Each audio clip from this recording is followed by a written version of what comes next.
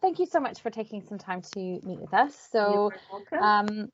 This is Jill Slasser, and Jill runs a business called Two-Third Designs, and it's a pretty amazing business. And so I will get her to tell you a little bit about what she does and go through a few questions about the education and career path that she took. Okay.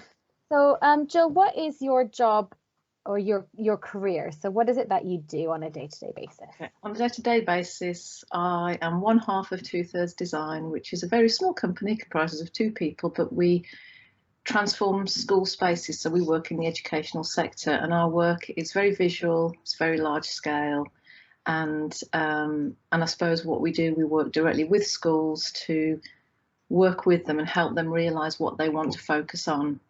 So be it their values or inclusivity, for instance. So we work in a lot of schools where there's high pupil premium. So on a day-to-day basis, we'd be visiting schools, talking to head teachers, measuring up spaces, taking photographs, talking about how they want us to transform their hall, or how they want us to work with their children to cover a certain topic. And then we go away, we talk with our suppliers, and we get quotes for the materials involved. And then we come up with concepts, drawings, sketches, illustrations, and then we go back to the head and we present those concepts along with the prices. Then hopefully at that point we earn a commission on some of it. And then we start the design work, which is all the computer-based work. So on a day-to-day week, we could be driving, visiting schools, or sitting at home sketching, or on the phone talking about prices. So yeah, it's very varied. Loads to do, and yeah, lots of change and things as well. And yes, hopefully what I'm going to do is maybe add a link to some of the designs that you've done on the spaces. Right. So like actually physically transforming the space to make it really beautiful, inclusive and calm environment. And I think you said you've done some relaxation rooms, you've done some halls, you've created some stained glass type illusion windows to let the light pouring in with all the different colors and everything. So it really makes the space into a really positive place to be, doesn't it? Because some schools, their environments aren't that great. They're inner city schools. It's quite drab. There's issues with the buildings, and so what we can do can enhance the space. And of course, as well, with more and more focus on, say, autism and behavioural and mental issues, we can transform a small space into a nurture room, so it can be a calming space, so a focal point, or even a corner of a classroom, which can turn into a quiet corner. So yeah, so it ranges from very small projects through to, you know, hall transformations or whole staircases. Yeah. Lovely. And so how did you get into that? So what was your education path from school?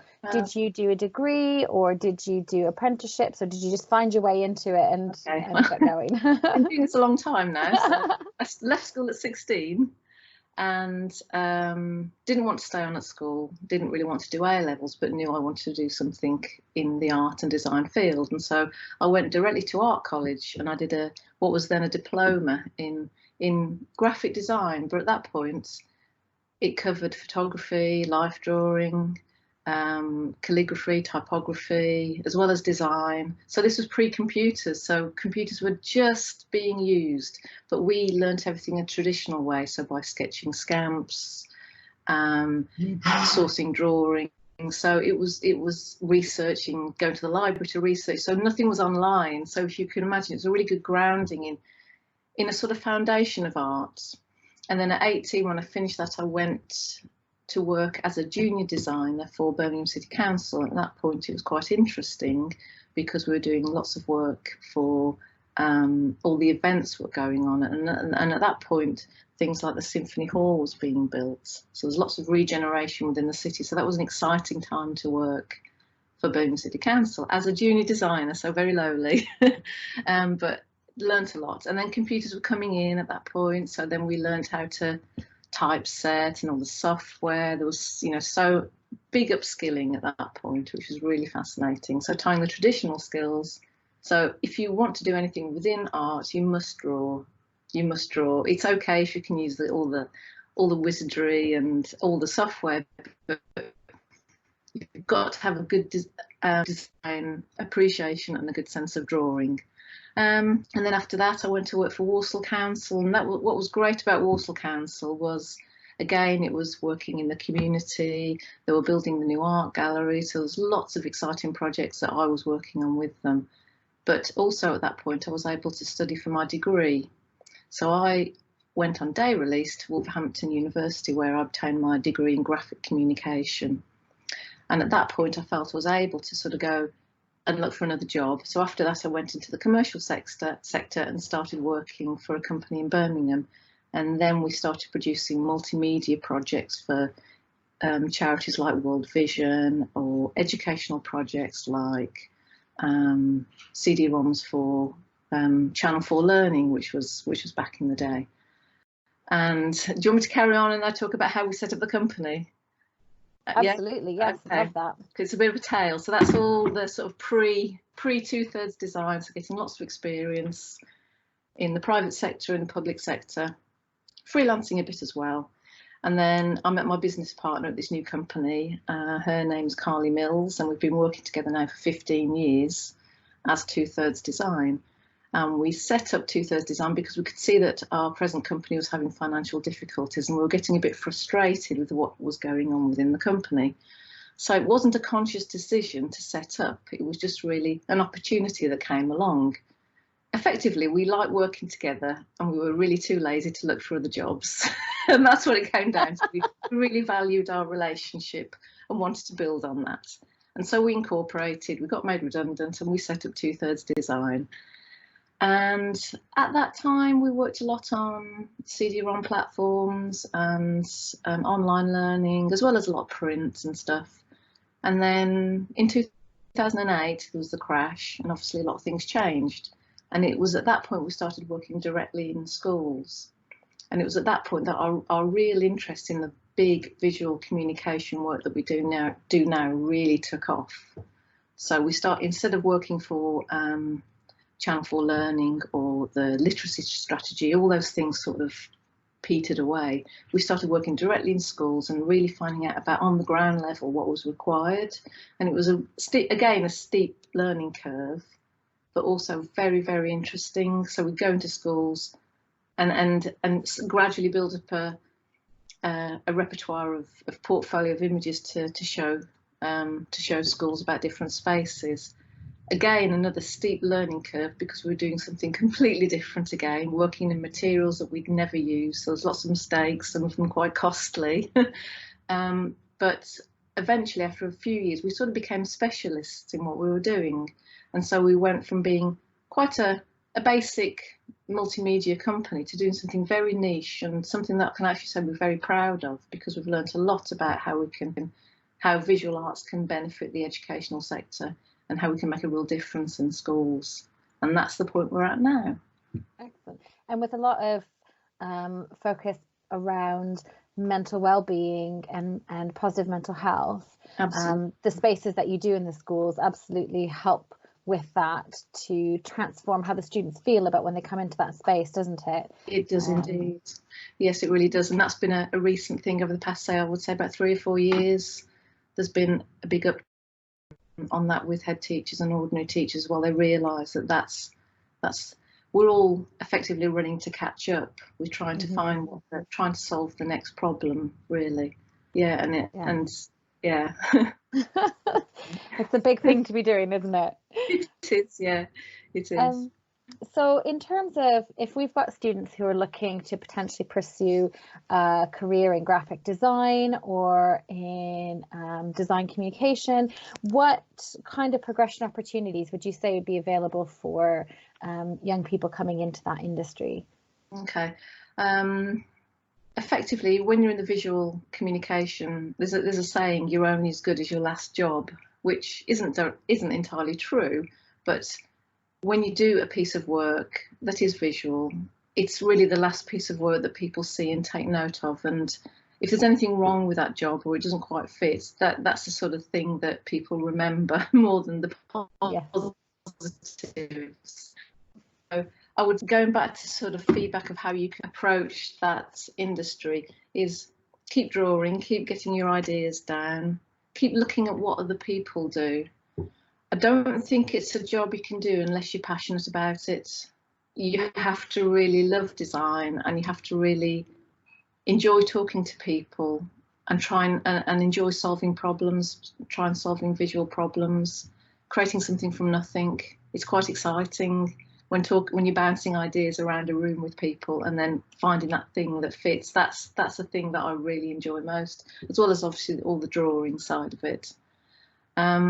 Be inquisitive, look at what other people are doing, not necessarily in your field, but say things that you wouldn't normally look at. Graffiti artists or fine artists or typography all feeds in to an idea that's at the back of your head that you'll think of at some point when you're running out of ideas.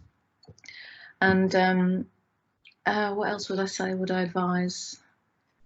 Looking for that opening. You never know where that's going to be, because it's not a traditional industry where you apply officially for jobs. A lot of artists and designers tend to find themselves in these situations or see an opportunity and make it work for them. So how else would I advise young people? Obviously go and do a degree, get educated if you can. If you can't afford to do that, draw at home, follow other people on Instagram, start posting things yourself. There's nothing stopping you going through that route. If you're creative and if you're talented and you can't afford to go through that route, or you haven't had the opportunity to go to university, you can still make it. I can honestly say that although I've really valued my education going to university, I probably learned more in my diploma degree between 16 and 18. You can learn just as much in a workplace or an opportunity if you can get work experience. But if you can do all three, then obviously that's great. the ideal scenario, isn't it? And you Yeah, have all of that. Yeah. Brilliant. And in terms of diversity, because you have a very small workplace, so it's you and your business partner, but in terms of the field that you work in and the people that you work with across your business, what's the diversity like in terms of the industry and being able to be around lots of different types of people from different backgrounds and cultures? Is that something that you really get an opportunity to experience through your job? Within the schools, most definitely, yes. Because we are a small company, our suppliers are small as well. We have a small amount, so obviously we talk to them on a daily basis, but our client base, which is quite large now, is very diverse. We've got lots of heads who have different ethnicities and from different backgrounds, male heads, female heads. The demographics of the school all vary. So, and also the religions, the faiths, and so when we go into a school, we often have a really interesting conversation with heads about. We like to talk. What's your diversity? What makes your school special? And often we want to celebrate that within our work. So when the children, how visual arts can benefit the educational sector and how we can make a real difference in schools, and that's the point we're at now. Excellent. And with a lot of focus around mental well-being and positive mental health, the spaces that you do in the schools absolutely help with that to transform how the students feel about when they come into that space, doesn't it? It does indeed. Yeah, it's part of their family. They're recognised within the designs that we do. So yes, I suppose it is quite diverse. Yeah. That's wonderful. And I know we've talked about this a little bit already, and I know you very well, so I know what kind of an answer you're going to give to this one, which is one of the reasons why I thought it would be amazing to be able to speak to you about this, because I know that your passion for what you do would definitely come across to our students. But in terms of your job fulfillment and your contribution to society, how do you feel about that, and how does your job link into that, and what you do with your designs? How does that link into your contribution to society? I think it links in really well, and both Carly and I are very proud of what we do, more than ever really, because we've learned so much over the past decade about the work that we do, and now we can quite quickly solve problems for teachers and head teachers and help them realise and pinpoint the problems that they have. For example, we're working with one school where attainment and aspirations are really low, It's an estate where there's lots of generational unemployment, and the head's really passionate about changing that, and it's getting lots of people in the school to talk about their work, and we're going to be one of those companies that will go in and talk. But we want to transform their reception space, so not only does it give a message to the teachers and the staff that go in, and the pupils, but also the parents. It's very important to change the perception of the parents as well. It's a cultural thing, and I think we're really proud that we can have that much of effect on a school which might have only 100 pupils, but it might have 500, 600. So we do feel like that our work is really getting out into the community and having a massive benefit. So yeah, we're proud of what we do. Yeah.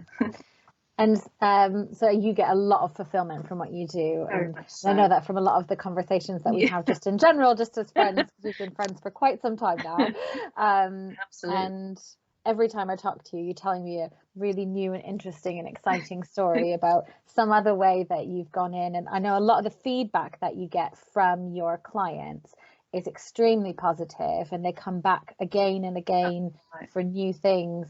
And they've talked to you about how beneficial it's been. Do you have a piece of feedback? I know this is kind of off script, but is there a piece of feedback that you've received before that has really stuck with you, that has made you feel really proud of what it is that you do? Well, we had once where we did an install, and some of the parents came in and they were actually crying. They saw their children up presented in such a positive light. It was a project with photography and aspiration, so it's about what children want to do when they grow up.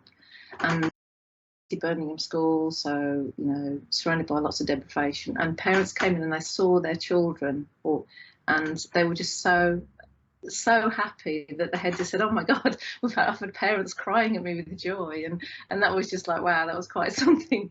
But we've had many cases where we've had feedback similar, and it's just really lovely. We had another job recently, a Church of England school, and people from the church were coming in, the governing body, as well as the parents, and the feedback was just really positive. But what we enjoy most is the feedback from the children. It's the feedback from the kids that is the most rewarding.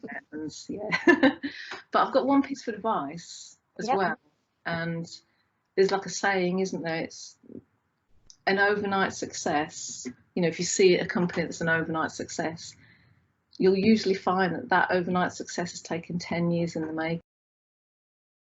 I don't want to put off your students from that, but you really do have to be passionate, and you do have to put the time in. And when people see what you do and they know it's worth, they will use you and they will go to you, and you won't need advertising, because word of mouth will do its job. And so keep plugging at it, keep plugging at your passions. Yeah. And I think that's really important, isn't it? Because you do sometimes see people who kind of appear out of nowhere and become these massive successes, but actually behind that is years and years and years of hard work that they've put into that. Absolutely. And so not to stop putting in that hard work, even if it doesn't look like you're getting anywhere, that hard work will pay off in the end. Yeah, definitely, absolutely. And if it's something you enjoy doing, it really will. Yeah. Wonderful. And so if we had some students who are interested in going down this career path, would you recommend it? Yes or no? Yes, I would. I would. You won't become the richest. You might be. You might hit on something, but if you want to have satisfaction, definitely yes. Yeah, I would recommend it. Yeah. I wouldn't want to do anything else. Yeah. Brilliant. I could never see you doing anything else. The way that you talk about what you do. That's fantastic.